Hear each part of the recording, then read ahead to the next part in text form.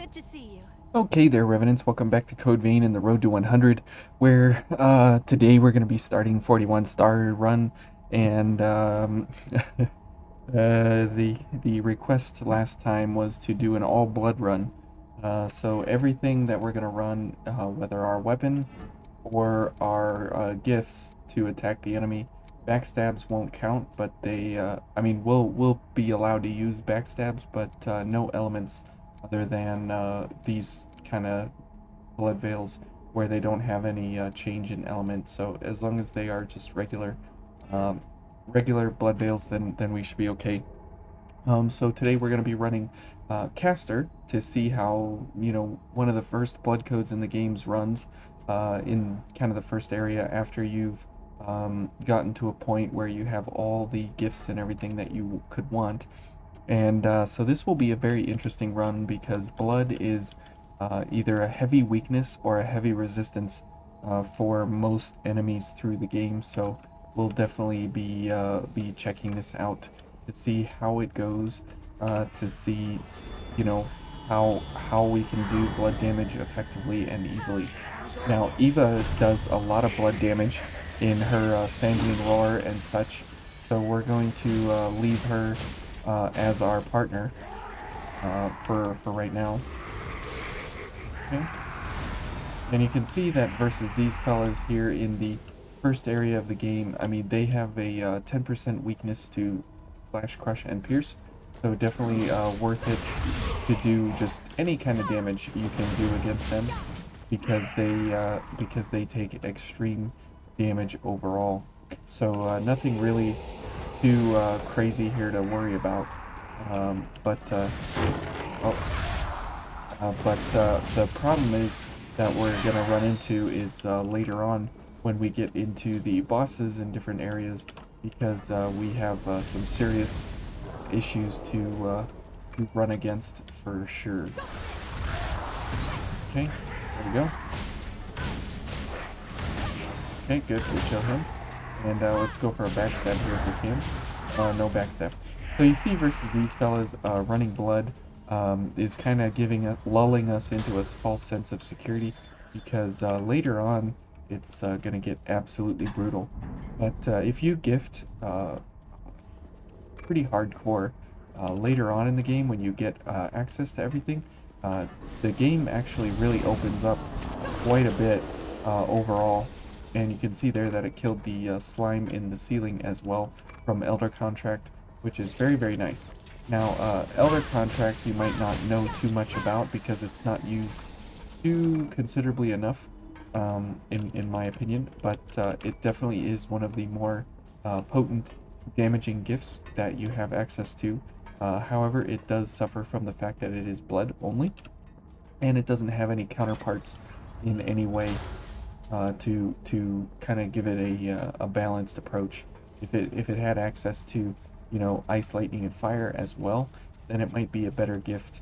But kind of stepping itself into a niche corner of only being blood, it definitely has some issues to work through. But it is a small AoE of sorts, so if you get enemies grouped up into a cluster and then go ahead and apply an Elder Contract to the ground, then you can, in fact, damage multiple enemies all at once, which is very, very nice if you ever get so lucky to actually do that. Okay, and here we go. We'll go ahead and get ourselves up on a little bit of I-core there. That's good. And hopefully we can get a backstab on this fella. Okay, now these guys are going to be a little bit of an issue, but because we have pretty good blood gifts that are very quick, these guys kind of just melt in front of us. So definitely there you can see that Argent Wolf Cross is not enough to kill these guys anymore, even though it is blood and slash, which is one of their weaknesses.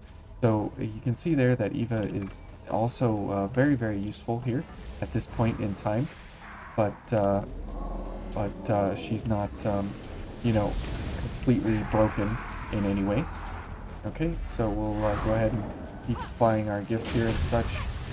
Somehow he hit me, I don't agree with that. Oh well.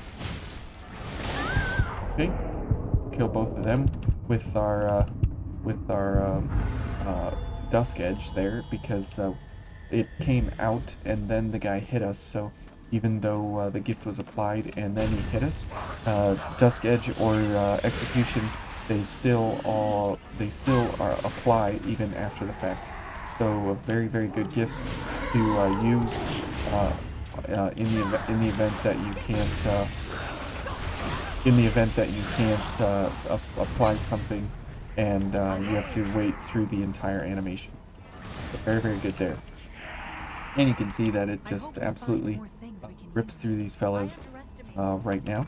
But you can see that we've already used 2 and a third healing regeneration at the moment, which means that we're going to be in for a real problem set as we get to the rest of the levels. Let's go for this fella since we haven't killed him in a long time.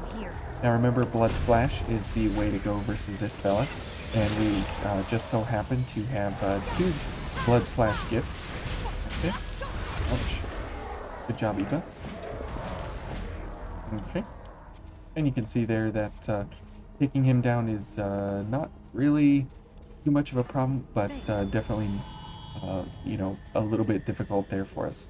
Okay, and as we head on into the kind of second half of the level here, you can see that we are not any worse for wear here, but we definitely do have some overall issues with our setup, just because of the fact that blood is very good here, so we are kind of getting a bonus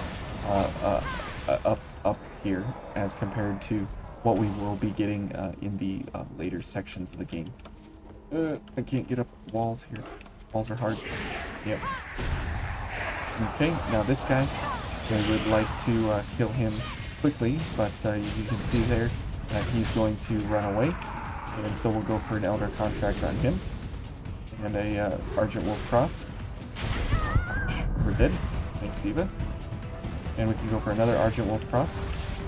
Okay, this fella's running around here. Let's go for a launch. Now launches are okay because they strike with our weapon, and they allow us to do blood damage with our weapon. So good on Eva there to get us back up and running there. When you run blood, you always have that question in the back of your mind of, you know, is this going to do a whole lot of damage, or is this going to do no damage, or very extremely reduced damage? So you can already start to think about, from the boss analysis list that we've been slowly getting through, you can already start to think through there of which bosses have high blood resist, and there's a couple that are going to be absolute nightmares to get through. But if we have enough fortitude and wherewithal, then we should be able to get through just a-okay. But there's no guarantees on this run, so we had to bring out the Blood Queen here to make sure that we had at least we look good while we get our face smacked all the time here in each of these fights. And you can see that our bayonet here of the Rubelite Piercer is nothing too incredible, but it is helpful to engage the enemy with some physical attacks here and there, and the dodge backwards will actually help us in this regard, because we will be wanting to get away from combat as much as possible. And so if we get somebody stunned like this, and we go for a couple of attacks, you can see that backing up will gain some distance here, which will be nice. Hopefully Eva doesn't die. Let's give her some assistance here. There we go. And you can see that the amount of gift accelerators here definitely help us out considerably to make sure that we have very quick gifts coming out. Okay. Oops, not photo mode. That's what I wanted. And we got hit again. So let's go ahead and heal. See, and we're already down to 5 heals because our weapon is kind of trash. and for doing these kinds of attacks and such. But we'll make do with what we have. So let's go ahead and get our items going here. Okay. And because our shots don't do blood damage, um, we have to make sure that we use only the slashing pattern of our weapon here. And that's why I'm using it now at this point in the game to make sure that we go for as much useless things as possible, because later on it's going to be really rough getting into the later sets of the game. Okay, so let's go for this. Okay. Oops. Okay, he's transitioning, that's fine. Let's go ahead and get some ichor here. Good. Okay. And even though Elder Contract is a lot of wasted potential there, we'll go ahead and use it anyways.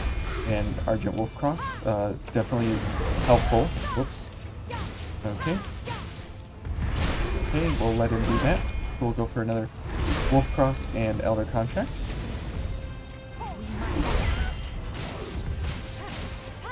Back up here. Okay. And we'll go ahead and heal up a little bit. Go ahead, Oliver. Go for Eva. Good. Okay. And dodge. Okay, and we'll finish him off here with a Queen's Thorn, or Thorns of Judgment.